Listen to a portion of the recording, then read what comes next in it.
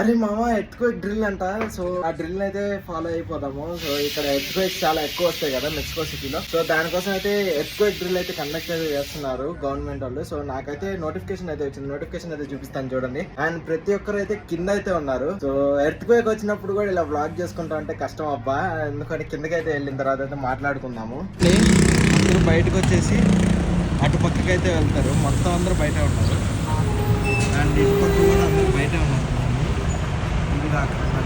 ఇక్కడ చూసారు కదా, ఇదే అనమాట ఎర్త్క్వేక్ అలర్ట్. 5 minutes అయితే అయిపోయింది. కిందకైతే వెళ్తున్నాను. ఎర్త్క్వేక్ డ్రిల్ కోసం కింద వరకు వెళ్ళేసరికి అందరూ పైకి వస్తున్నారు అనమాట. సో ఇలా వీడియోలు చేసుకుంటా ఉంటే వాటికి ఎర్త్క్వేక్ కాదు కదా, మొత్తం పడిపోయేంత వరకు వీడియో చేసుకుంటానే ఇక్కడే ఉంటుంటాం. ఇది జస్ట్ డ్రిల్ అనమాట. చెప్పా కదా మీకు ఎర్త్క్వేక్ డ్రిల్ అని చెప్పేసి.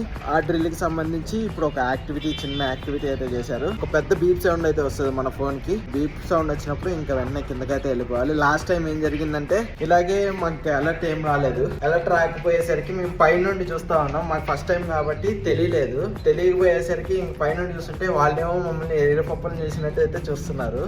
సో మేమైతే పై నుండి చూస్తున్నాం అనమాట. కొంచెం కళ్ళు తిరిగినట్టయితే అనిపించింది, కానీ అది ఎర్త్క్వేక్ అని చెప్పేసి మాకైతే అర్థం కాలేదు. నెక్స్ట్ టైం నుంచి పక్కా అలర్ట్ రాగానే కిందకైతే వెళ్ళిపోదాము. ఐ హోప్ ఈ వీడియో మీకు నచ్చిందని అనుకుంటున్నాను. ఇలా అయితే ఉంటుంది అనమాట ఎర్త్క్వేక్ అలర్ట్స్ వచ్చినప్పుడు. ఒకవేళ ఈ వీడియో నచ్చినట్లయితే please do like, share and subscribe. అలాగే మీ ఫ్యామిలీ ఫ్రెండ్స్ కూడా షేర్ చేయండి. సైనింగ్ ఆఫ్ మీరన్, బై బై, జై హింద్.